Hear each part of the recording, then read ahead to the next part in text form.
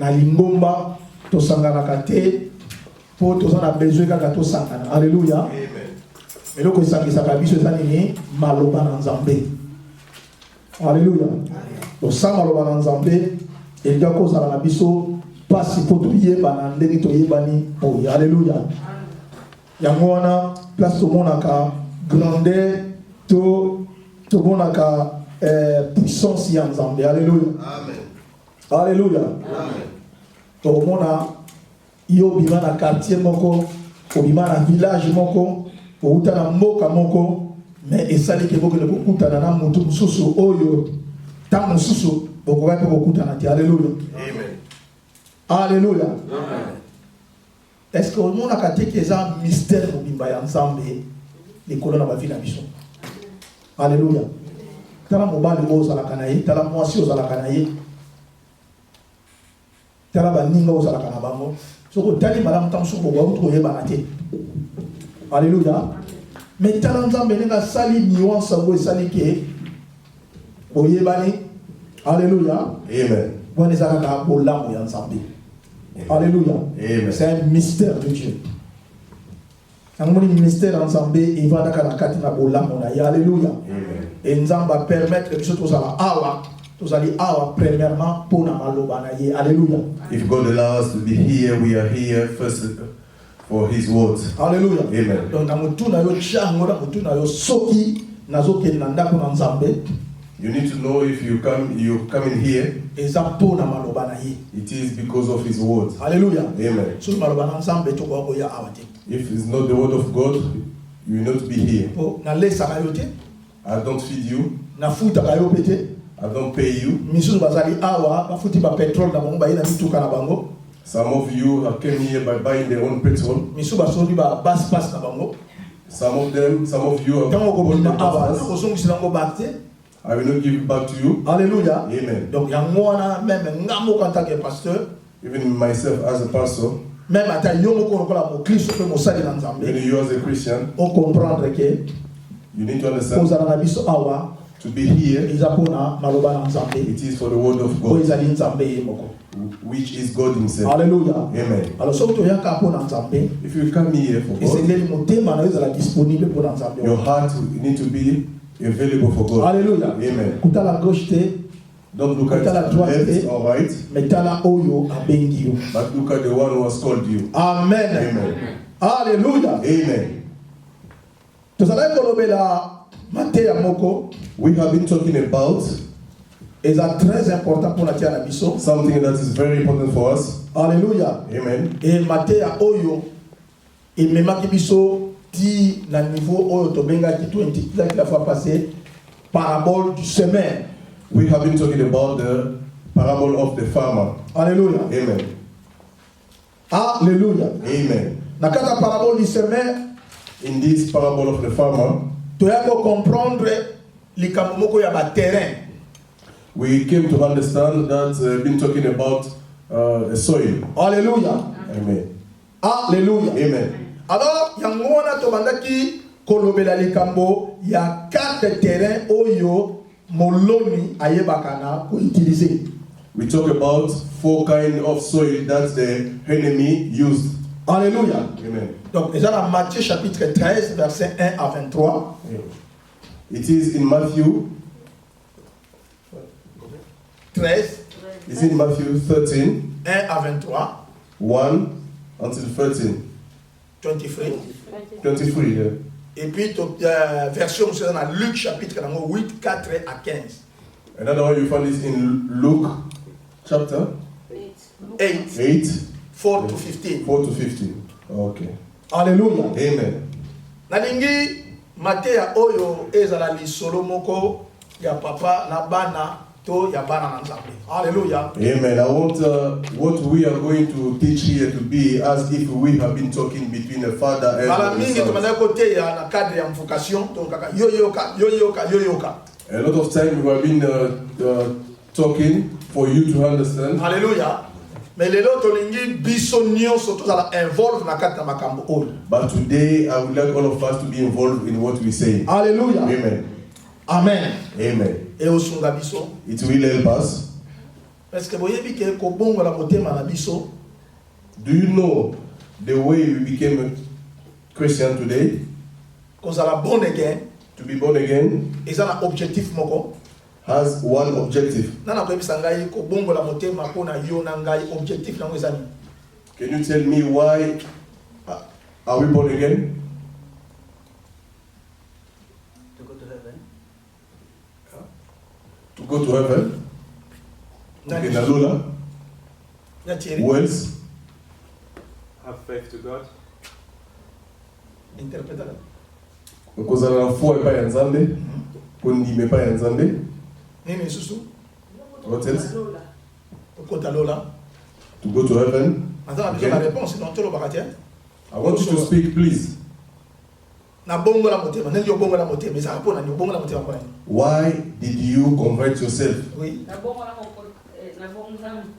motema pona kota na bokonza likolo. Pour kota na bokonza likolo. To go to heaven again. Three people already. Oui, Rebecca. The bongo because we believe that in the second life when we die that Jesus will take us so with him. Bongo la motema po tondimi eza na bomoi mosusu soki tokufi Yesu akozwa biso akotisa biso epai na ye. Ah, ça c'est bien. Oui, maman Blandine. Idée ça tient. Maman Colette. Kobongola motema eza koyamba Yesu lokola mokonzi mpe mobikisi po te makambo nyonso oyo yo ozalaki kosala kala ntango yo obongoli motema osala yango te okóma kotambola na nzela ya Nzambe po te ozwa bokonzi na Nzambe donc otambola na baprincipe sikoyo ya Nzambe po omona gloire ya Nzambe na bomoi na yo na vie normale mpe na vie oyo Yassika. Amen. Merci. Merci. Oui, maman Tsele.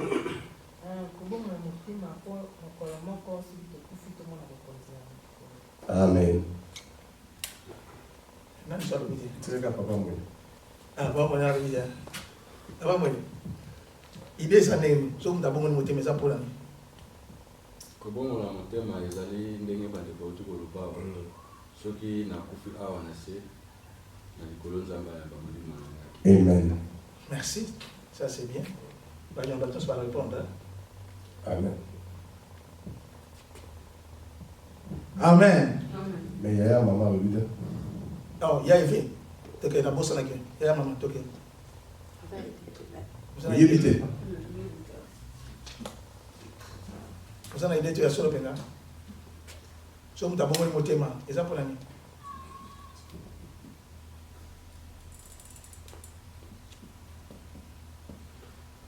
Lobaka onza machina motema na uzana likamo lobana.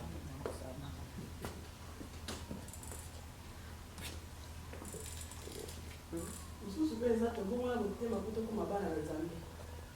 Amen. Nzambe. Ya mama. Ndeka batana pe po to Nzamba yamba biso likolo. Amen.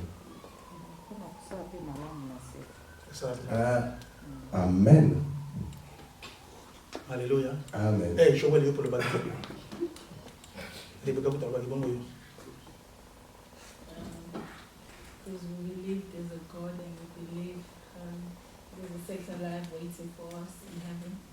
Botondimi ete Nzambe azali peza na bomoi musu eza bomoi ya mibale eza kozela biso na likolo. Amen. Amen. Est-ce qu'on peut mettre Yesu maboko makasi? Alléluia. Amen. Ah, ils ont la réponse malade. It is good answers. Alléluia. Amen. Papa mon Dieu, 11 sur 10. Amen. Pour réponse de l'équipe à tout le monde. Amen. Alléluia. Amen. Amen. Amen. Donc, nous tenions sur apprécier réponse à malade. Alléluia. Alléluia. All of you gave good answers. So na bongo le motema. Ils ont moi je suis à Bali, à Bingal à Bali. Ils ont fondé foyer nanga, n'est-ce pas non? It's just like a woman who said, if married today is to start a family. Na bandi famille nangai. Yeah, to start a family. Have my Et puis na kids. préparer futur nangai. I prepare my future. Et ça va never dire maman. Alléluia. It's not like that, moms. Mubali pe soka lobia zoba na zoba pona futur nangai. The same as the man. Donc et l'autre union c'est comme la gabi so fait un objectif. Anything that comes to us as an objective. Alléluia. Amen. Donc dès que so ya l'église hour.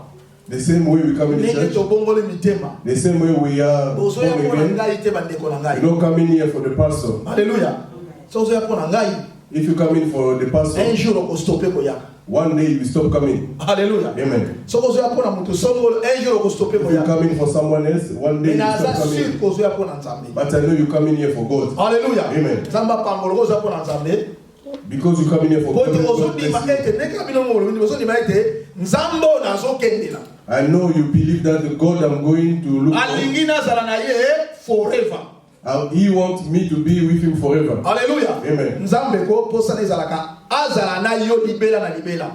God wants to be with you forever. Alléluia. Amen. I'm born again for tomorrow to enter the kingdom of heaven. But what Mama said, I'm born again. I change my way, my behavior. Alléluia. Amen. Parce que to be born again has a lot of ways. Some of them are just the feet only, because the feet come to the church. But the heart is not with God. Hallelujah. Amen. Some of them are changed only the hands. You just see, but inside is not with God. But when we are born again, really,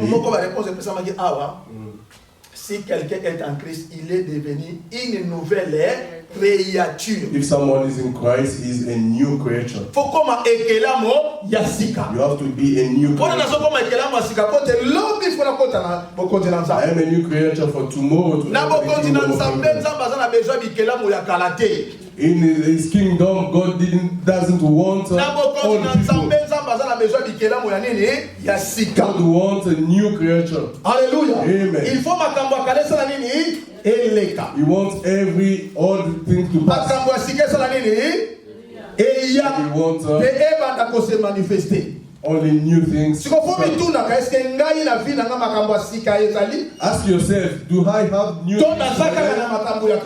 Or I still have the old things? Someone said here to do what is good. It is where our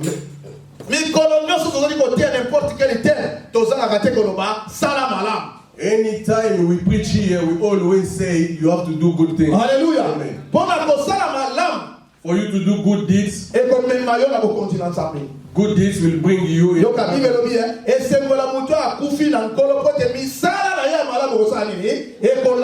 It is said that it is good for anyone who has died in Jesus Christ, because what he has been doing will follow him. Our good deeds will follow us. Hallelujah. Amen. Even if he is not doing good, but I will still be doing good. Hallelujah. Amen. This is what the Bible is teaching us. God,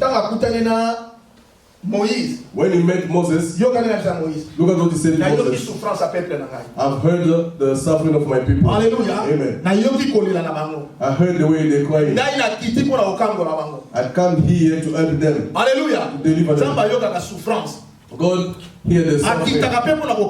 And he come down. But he spoke to God. He said, if I deliver you, Moses, listen to me. If I deliver you, if I take you from Egypt, you and this people, you will go to worship me in this mountain. Hallelujah. Amen. If God delivers us, If we have changed body, Et ça pour te compter dans le continent Zambé. it is to enter Mais the il y a kingdom beaucoup of de gens God. qui ont dans le continent But Zambé. before to enter the kingdom Il of faut God, to saler la bisika oyo nzamba lingi biso to we salela. need to worship Him where God wants us to worship Him. Alléluia. Amen. Olandika malamu. Do you Tuna yo follow ko me? sala na côté wana. Amen. Alléluia. Amen. Donc voilà c'est juste une introduction This was just the beginning pour na préparer biso. for to Introduction. production. Yeah. Ah. Thank you. Yo ki anglais hein. Maman baso beta ngo penza. Very good. Thank you very much. Alléluia. Amen. Alors, tozongi na makambo etali les 4 terrains de la sémence. Let's come back to what we have been talking about, the 4 kind of soils. Alléluia. Amen. Alléluia. Amen. Sémence eza na bisika mine ke na kokuya. They did the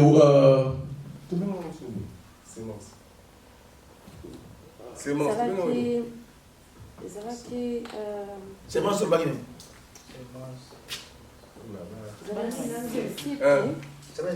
seed. Yes, seed.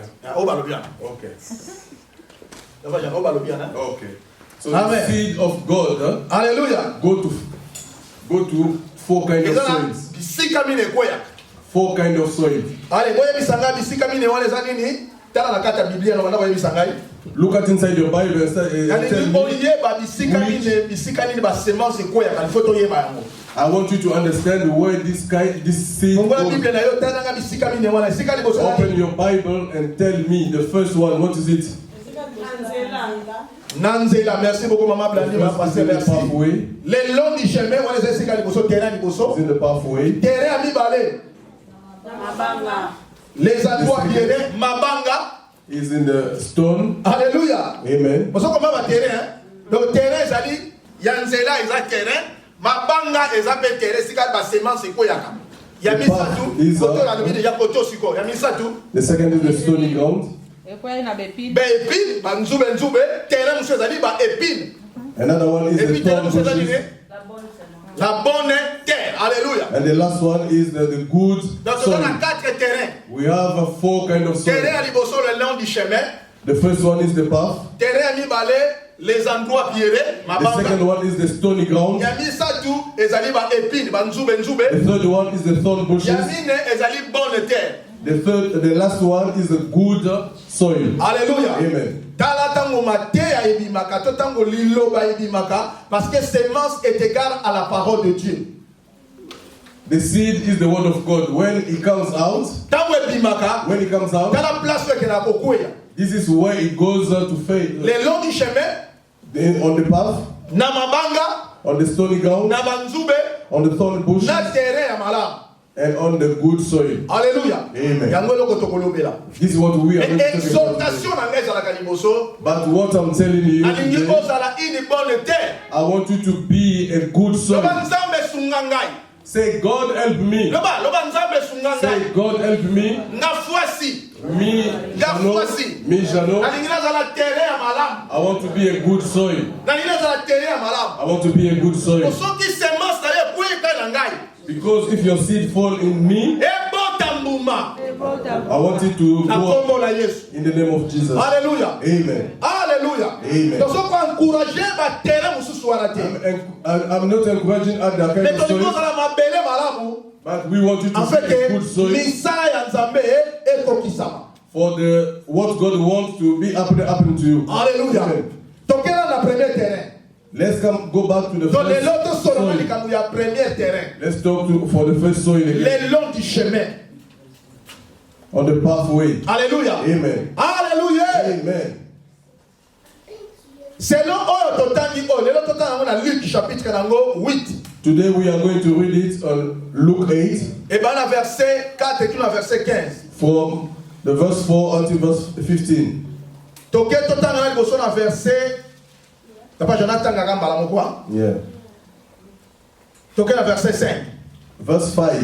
Un semeur sortit pour semer sa sémence. A farmer went out to sow his seed. So ça la Bible ozotanga na biso. Comme il semait, As he was sowing, une partie de la sémence some seed tomba le long du chemin. fell along the path, Il fut foulé aux pieds were trampled on, Et les oiseaux du ciel la mangèrent. And birds from sky ate them up. Verset 5. Tu te souviens dans le verset 5? Amen. Donc, dans le verset 12. Let's go to the verse 12. Parce qu'à verset 11,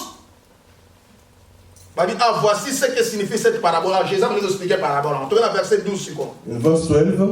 Ceux qui sont les longs du chemin, The one on the path are ce sont ceux qui entendent. the people who listen, Puis le diable vient but then the devil comes et enlève de leur cœur la parole, and take the word away from their hearts, de peur qu'ils ne croient et soient sauvés. so that they may not believe and be saved. Amen.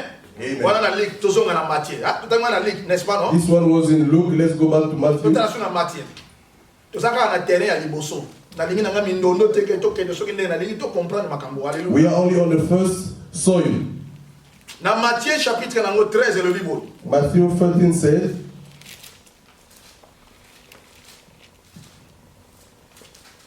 Ya chiri yo na tangela biso. Na ko peso ka verset oyo otanga. Otangeli biso verset 4.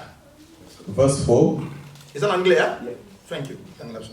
As he scattered them across his field, Mutu moka bimaka zali ko seme. some seed fell on the footpath, O ndambo musu ko yaki na nzela. and the birds came and ate them. Bandeke ba yepe basani ni ba le yango. Toke na verset 19. Explication, il y a sémence, il y a parabole du semaine. 19. The seed that fell on the footpath represents those Oyo ekoyaki na nzela ezali kolakisa who hear the message about the kingdom and don't understand it. ba oyo bayoki liloba pona tina na bokonzi me bazali ko comprendre yango te. And then the evil one came and snatched away the seed that was planted in the Moyini akoya pona kolongola yango na mitema na bango. Esilia? Oyo kaka interprétation. Donc na zo tango yanga ya so ba kono o kuti ya so ba na zo landa tenga na zo tala do yanga. Alléluia. Amen. Na Matthieu, In Matthew, dans la Bible, they said this. le long du chemin On the pathway et la kisi. means Mutu oya yoki maloba na nzambe. the person who heard the word of God, Kasi a comprendre yango but te. he didn't understand it. Alléluia. Amen. Ulandinga? Are you following me? Ulandinga? C'est-à-dire soki mutu yoki maloba na nzambe. It means if you heard the word of A God comprendre yango te. and you don't understand it, Aza na terrain ya liboso le long du chemin. you are on the first soil, on the pathway. C'est là tout le temps nous se bien à comprendre et après ça nini. Qu'est-ce qu'il y a pas de souci famille. A comprendre yango te. He said he didn't understand Et it. là on est ko sala masoki ya comprendre maloba na nzambe te. What will lead up in the way, he doesn't understand Moyini the word of God. akoya. The devil will come, Alongoli maloba wana. he will snatch the word out of him. Alléluia. Amen. Alongola ngo bila motema na ya alongola. He snatch it out of his heart. Voilà ninga malamo. You follow me? Donc ça kama lobete yami. You see, when we preach the word of God, Et quel penda na kaka motema. it goes inside the heart. Alléluia. Amen. Mutayoki maloba bien na motema. The one who follow it, listen the word, Et it le goes ko in his heart. comprendre yango te. But because he didn't understand it, Il a profité ya ça nini enlever the yango. devil will come and snatch it.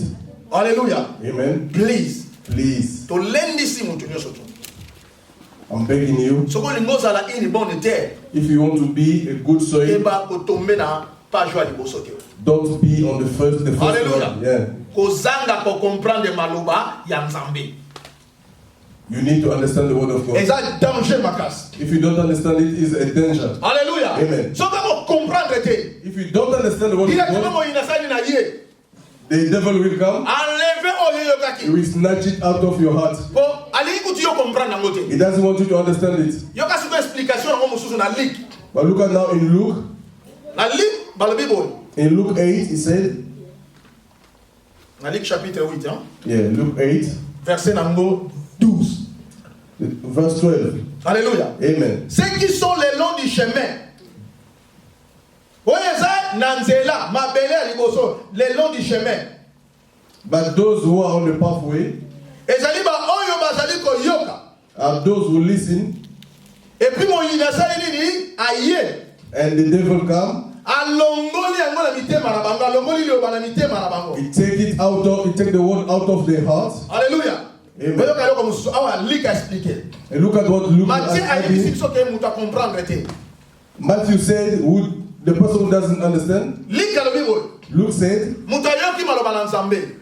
the one who listens to the word of God, when he listens, the devil comes. Hallelujah. Amen. The devil is not so far away.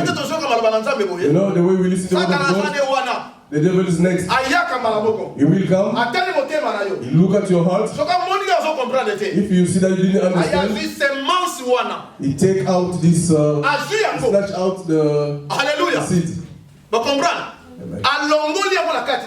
He take it out of you. You see the way this is? Remove it up. Take it out. There is nothing anymore here. Amen. The devil's purpose is to snatch out the word of God out of us. Why? Why should they come to remove the word of God out of us? Look, now he's saying, he said he doesn't want them to believe and to be saved.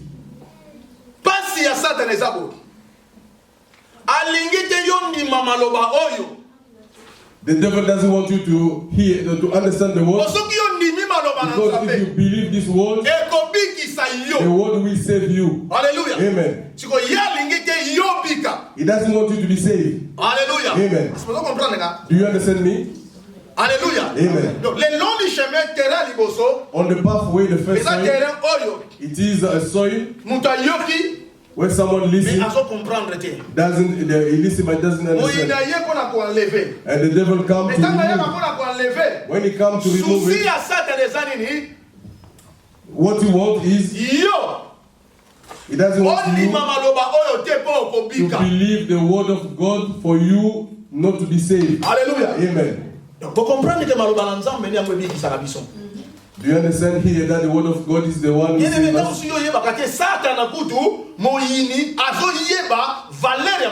Maybe you don't know, but the devil knows the value of the word of God. A lot of things we not. The word of God that you hear, when you will say it, it will be the one who will save your life. It will change your kids. Hallelujah. Amen. Even you see that is something is wrong with them, the way they're going, the way they're walking. Look for the word of God. You look the word of God. We pray God, and you say, God, the word say, my kids, they are a blessing come from you.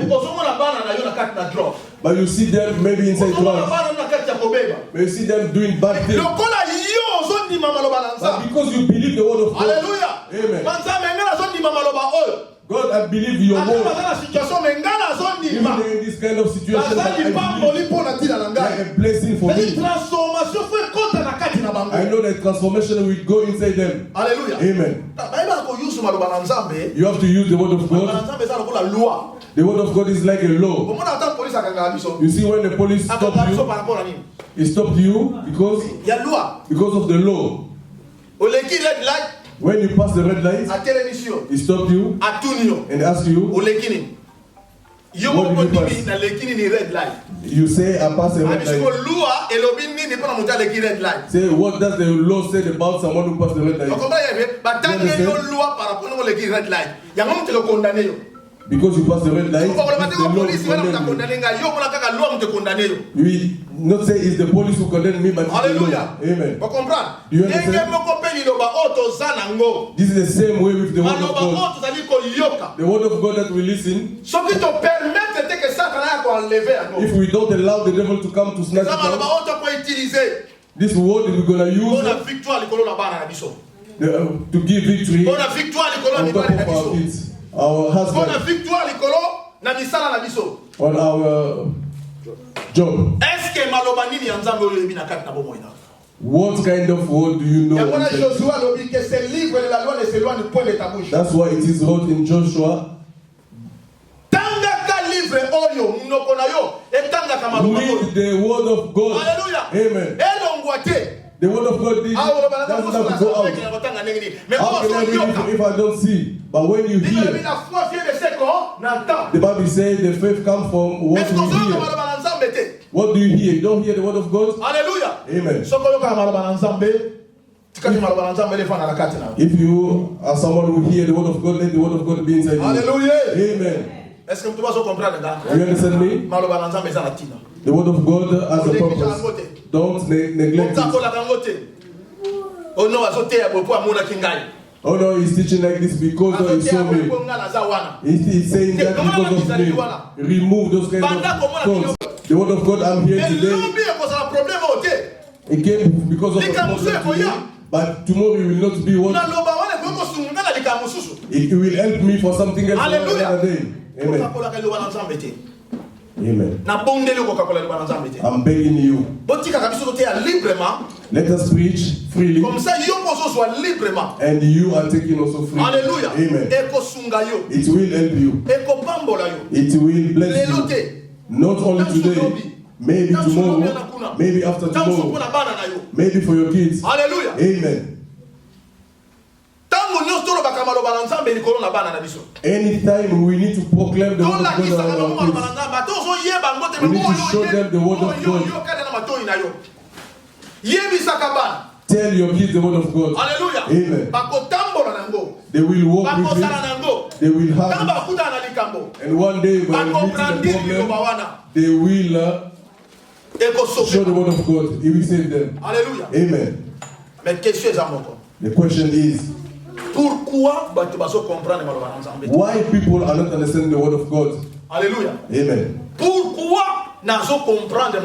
Why I don't understand the word of God? Hallelujah. Amen. Hallelujah. Amen. This is the question people need to understand. Hallelujah. Amen. You see, in a family, the father and the mother are Christian. Hallelujah. Amen. But you see what they're doing?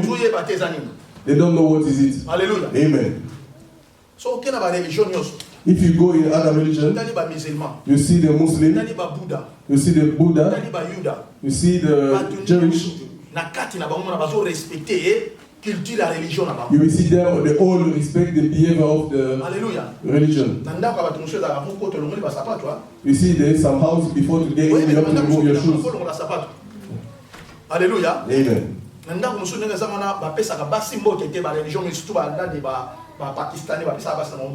You see, there is some people you don't have to beat their wives.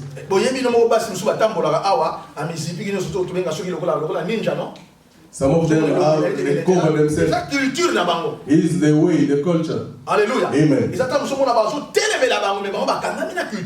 You see, sometimes they don't want them to do it, but they are still doing the culture. Hallelujah. It helps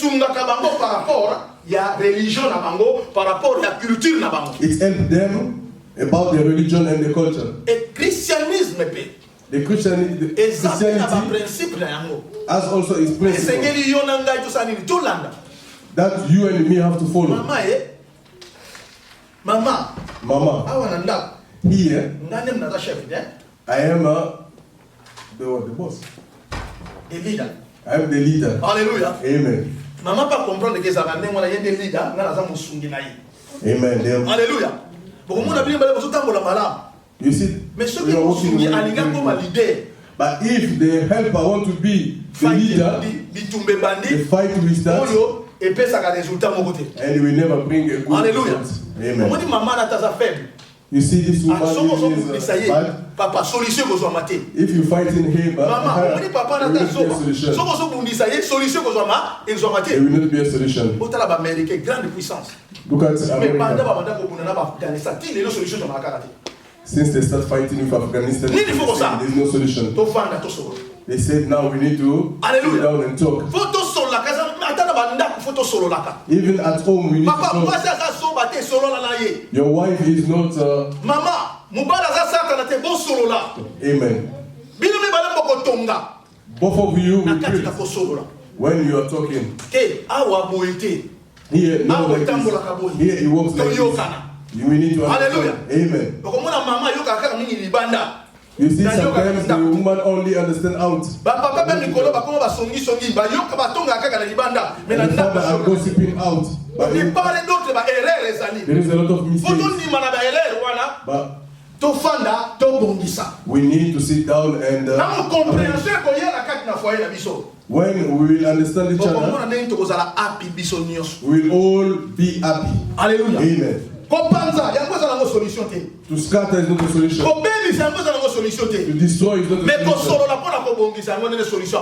But to talk, to arrange is a good solution. Why people don't understand the word of God? Hallelujah. Amen. The first soil don't understand. That's why Satan come to remove the word of God that's in the heart. But why? Why people don't understand? Alléluia. Amen. The first. Et ça parce qu'il y a l'incompréhension. The first because there is a misunderstanding. Alléluia. Amen. What they're preaching, they don't understand. Alléluia. Amen. The second one. What bring misunderstanding? You know what is it? Désintéressement. Is if you don't have interest on what is being preached. Amen. I come in the church. I sit down the way you are there, but I'm not interested in what you're preaching. My question is, are you going to understand what they're preaching? Alléluia. When you are not interested, are you going to understand? Alléluia. Amen. Désintéressement, ça arme comme au Satan use. If you are not interested, is like a weapon that the devil is using. Même la carte n'a pas foyer. Even inside our family. Incompréhension ma casse. What brings misunderstanding? Désintéressement, il y a l'un vis-à-vis de l'autre, il y a l'une vis-à-vis de l'autre. It is the lack of interest between the couple. Muninga la musio. Mama to sola na. Ah, tikangana, nasi na lembi, banda karana kende kibo, nasana kibo nazo kibo. Mama pardon ko ngano ke to sola. Ah, ikati, c'est là mon colossus. Vous comprenez? Ça n'a besoin de beloko moko boye. He or she wanted to say something. You could help her. Mais il y a désintéressement là yo. But because you don't have the lack of interest is just like refusing to hear. I don't want to hear. Alléluia. Amen. Papa vani là. The father is there. Écoute. Et là on sait que côté va baka enough. Yeah. Un certain moment explose. Amen. Maman paye la likamona. And mom also come. Akomi papa wa yo papa belé yo mi kono sa famille na yo mi kono sa famille na yo. All the time only your family. So maman ça la besoin de balikambo mais so kanisi ka ndenge yo papa za leli. The wife wants to say something but knowing the father ezobota. He's just growing up and growing. Alléluia. Est-ce que ça comme c'est des réalités? It is reality. Please. Nous devons nous intéresser les uns les autres. We need to have interest. Ce n'est pas pour rien Zamba Chabiso, mi balé. It is not, but God has put us to. Quel que soit niveau de titre, even you are in the university, even you have a lot of money, even you are very beautiful, tu as besoin de quelqu'un à côté de toi. But you need someone next to you. Alléluia. Amen. Zoba moka pamba asana nifo na ngaite oyo disait bor moka pamba zana tala attention. Be careful. Attention. Be careful. Oso finga nzambe sans le savoir. You are insulting God without to know. Et tu as un problème. And you have a problem. C'est un problème sérieux de tomber entre les mains du Dieu vivant. It is a real problem to fall into the hand of God. Because you see that the man who's next to you or the one next to you. How are you going to understand his thoughts? Alléluia. Amen. Alléluia. Amen. Do you understand me? When you come in the church, do you have an interest in the word of God? Alléluia. Amen. The word of God doesn't interest you? It's just something that passes. But the word of you need to have interest in the word of God. When you preach about blessing is where people who are interested. When they said stop sinning, for the time there is only condemnation and condemnation. Alléluia. Amen. That's why pastor understand now. Because they want what interests them. Let's go and find. Amen. The pastor came in the church. You see now what pastors are doing. Alléluia. Amen. Please, bien aimé dans le Seigneur, nous devons attirer attention à l'ensemble. We need to be careful. If we know the word of God, no one will deceive us. Alléluia. Amen. Even I'm standing here and preaching the word of God. But if you know the word of God, I will not be able to deceive you. Alléluia. Amen. Do you understand me? Alléluia. Amen. Il faut tous intéresser dans le We need to have interest in the word of God. No, very good. It's good. Alléluia. Amen. Amen. We need to have interest in the word of God. Today, for us to be moms, it's because moms heard the advice of other moms. Maman Colette, yo ça là-bas, on sait combien. Tant que vous avez un robot, vous avez un conseil.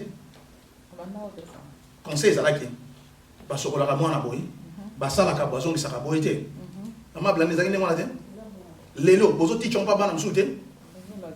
Alléluia. Osuma maman ne kena. This is the way it goes. Ça ka verbal mais ezo sunga de génération. C'est parce que otaki matoi oyokaki. It's because you heard people talking to you. Lelo po mutaza la mutu mayele azala mutu munene fo matoi neza la kofongwa. For you to be smart today, you need to hear. Alléluia. Amen. Makamuni yoyoka. What do you hear? Alléluia. Amen. Makambo oza mabema be yoyoka. Only what is bad? Makambo esunga katika yango yoyoka. What doesn't help? Yoka na bisaro. Let me tell you. Matoi oto kanango. Nzamba salango physique ne ozomona ngo boye. God made mais ça la rappel spirituel. Pour matoi oyo. Amen. Yango na Bible lobi.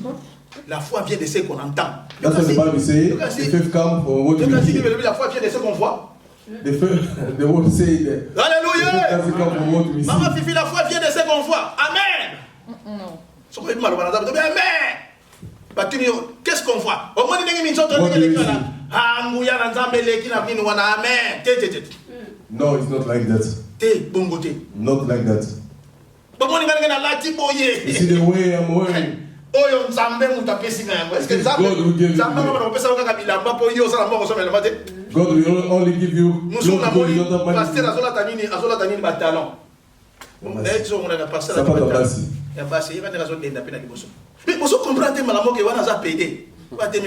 Alobi nzambe mutu a révélé akoma kolataka ba sapata basi. Siko yoko ba men, mama ko ba men.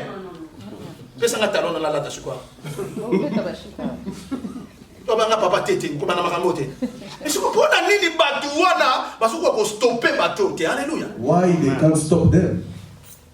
Attention mama, to yokaka.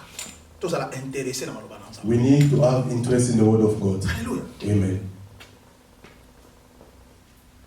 Banganga bazala ki ebele balongwe la kinganga banso bakoti ba prophète. Alléluia. Et tous au monde na bazo sala. We see what they're doing. Mais tous a bato ali boso tous que nous consulter bango. But we are the first one going to them again. Alléluia.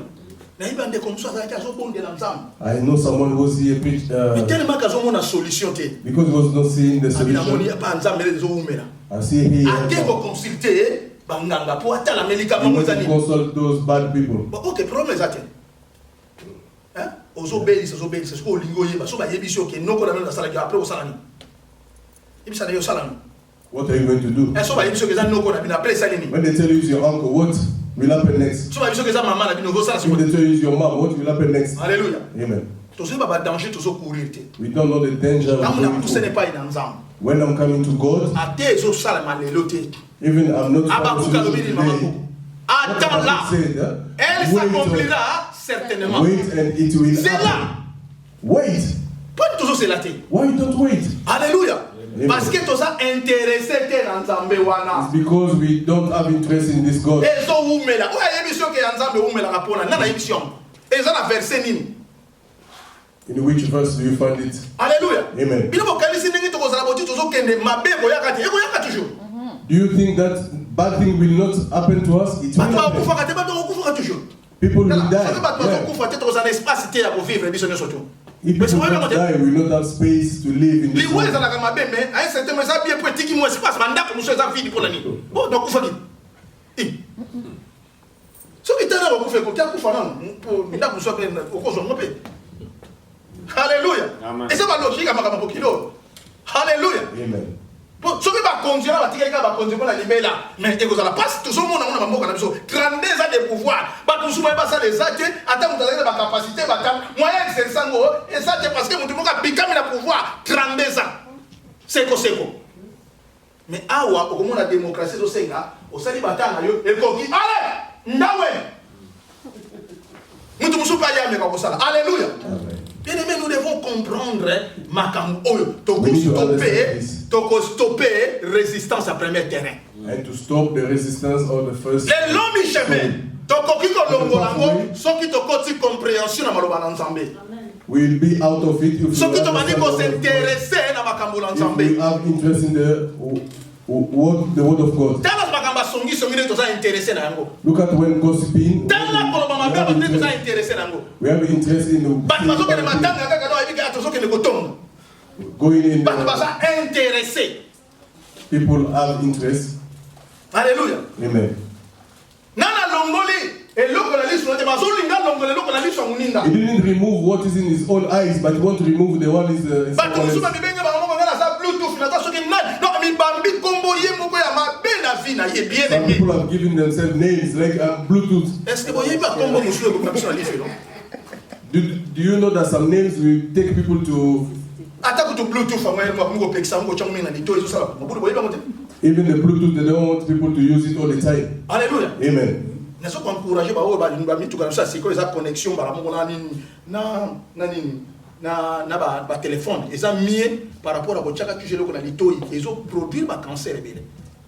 Having all the Bluetooth all the time on the way, we can give you cancer. Oui, que l'équipe malamu na moto oyo ayoka téléphone na basinga à côté ici aza mieux par rapport au moto asima ka téléphone et sur lito oui que ça danger. Yeah. Pour téléphone on peut dégager ka ba honte moko boy. Ce que peut pas sur makamono zo yoka te. L'hôpital problème ko ya ale komi to bana ko gêner le la cancer na yo. Bino muso éviter ka te. On na mabe ko ya te. Alléluia. Est-ce que vous Normalement comprenez? téléphone hein, ndenge bakoma na kati na yango surtout ya ba apple. Bakoma que il faut solo la kanango à distance. Ezate ya kotiaka na matoi. De faire à la distance normalement. Mais malheureusement ils ont ça la matin. Yango zo mona 10 police to loin mboka ko intérêt. Est-ce que on a ba téléphone combien bomi ba? Au moins on a toujours drive, tout ça la téléphone. On a tellement et distribuer. Tout le monde a. Alléluia. Amen. Attention. Ils ont makambo oh il faut tous ça intéresser nango pona live feature na biso. Ils ont makambo oh tous ça tina pour ça intéresser nango te. Amen. Alléluia. Amen. Ce que ça na moi mbongo muke ozo save ambote et ko bota bete. If you have some money and then you don't save. Est-ce que vous voyez bien non? Amen. Ce qui 50 semaines oh et bimina na passé If you 5. have 100 pounds today and it goes Et out, otika na makanisia na zalaka na 100. you will only have in your head that Mais na maboko ko 100 pounds, but you will not have it in your hand. Pour ça makama minene faut yeba ko save. For you to do great things, you need to save. Holiday eza kitoko. Holiday is good. Donc ce qu'on encourage pas que na holiday. I encourage you to go on Mais pour que holiday. les holidays zo senga nini? Money. But for you to go, you need to have money. Il faut se ça, il faut save. And you need to save. On a lula muninga keneke holiday azo la kisani pia zo kende pe mingi. Bongo yo po kende ça problème. Et ça ka mani na oti. Ya yo so ko ti 100 et bimi 85, otikali na 15. Batu musu bazali na na ju salaire te, mais c'est si là qui déjà. Alléluia. Amen. Monsieur Ezada musu so eza problème financier, mais monsieur Ezali ye moko azo ko ka ko save te. Alléluia. Amen. Donc nalingi tozala intéressé na makambo oyo ezali kosunga biso.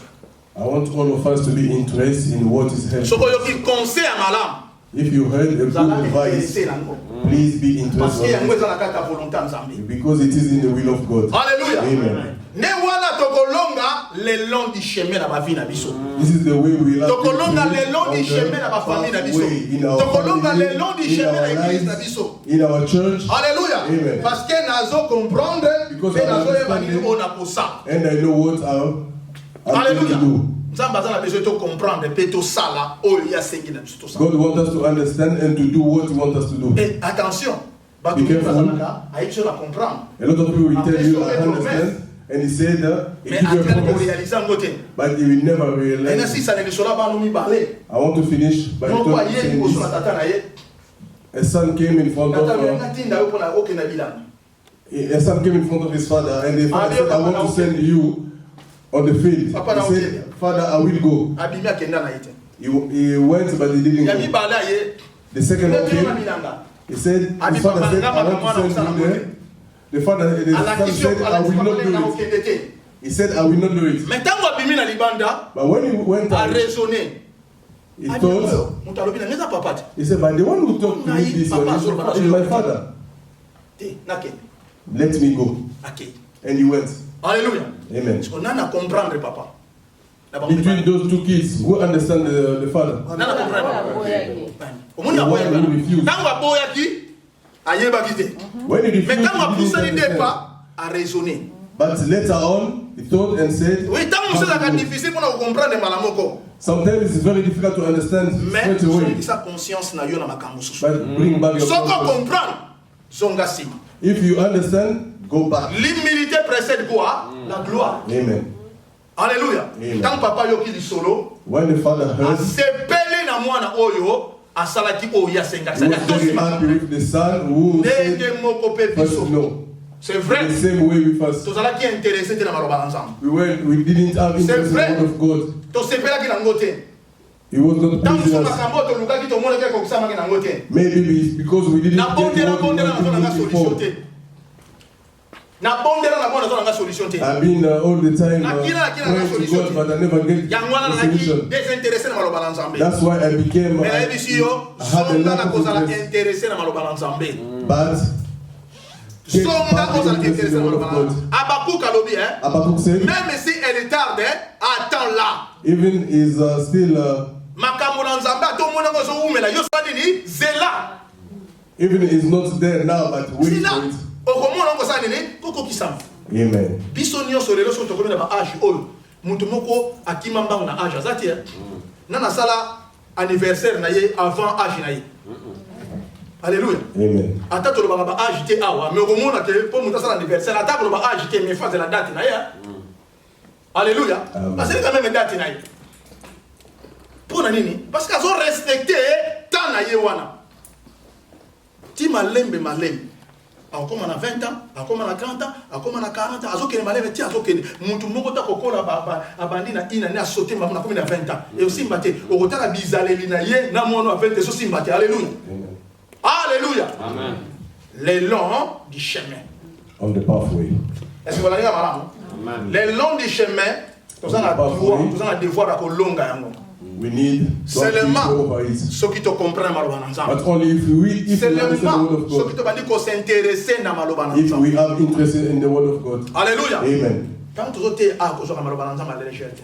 When we preach it, Quand we tu need es to programme take pour it. la légèreté. When we say something, Quel est le bon de please la do it. bon de la Good colonioso. to pray every day. Ils ont pour l'intérêt na yo. It is for your own Alléluia. interest. Okokola neza na makambo susu. How are Bakoko you sale la going to go yote. There is things they will not do for you. Osalakat. You work. Osalakat. You work. Alléluia. Non na sala la bonne sala. We work for you. Papa mwele est-ce que ngala boya kosala musana na la kika ko na sa musana e osimba o za na big trouble yemo kwa. Alléluia. Ma blandi tango yo kenda kuna. O kenda kana muntu muso ko remplacer Dorcas ko remplacer. Ata moi no boza similaire osimba tia. Bosema non? Donc mon n'a pas la responsabilité là. Ce qui problème ko zo mi kuna ba problème nde yo muntu muso te. Alléluia. Bana na Nzambe to soso la makambo ko. Bible lobi la nature ne vous enseigne-t-elle pas. Alléluia.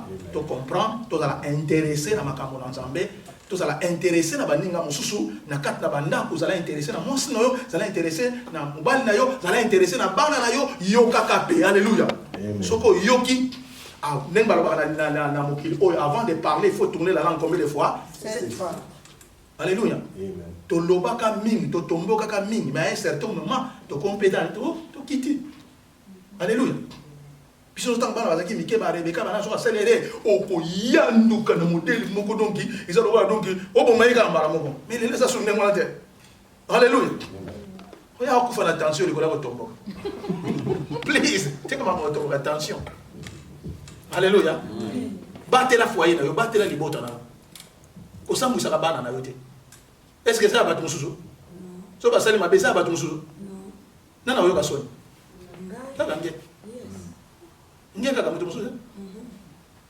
ko tamba to tonga na libana ko tonga yo sazo monena aza so ba ko to bongisa bana nda ko neza so ko ka te bongo ayo lo bani tanenga lati ba tele mi ko tunta ba lunga wala yo ko yeba te lo côté mais si ba kiti sa yo donc ko longa ouais ko so yo ki mamba to so lo ba ko lela alléluia ya mo poko man makambo na te zo mo ko sali ni ate yindi na ndako kanga kaka mutema ato minyo koli omisoki so kanga kaka mutema okangi yango koko kangi mutema alléluia lobi nzambo aza na bomo ya kosani ni apangusa pinze no ovana na bano buno ba camarade alléluia na ça très content pour na vanda na bana nga basi lokola ba camarade na ngai lelo alléluia pour na nini parce que tu dois comprendre au fil et à mesure et niko batiki pour na za pasteur non na za mututé oui peut-être na no ba chilete kala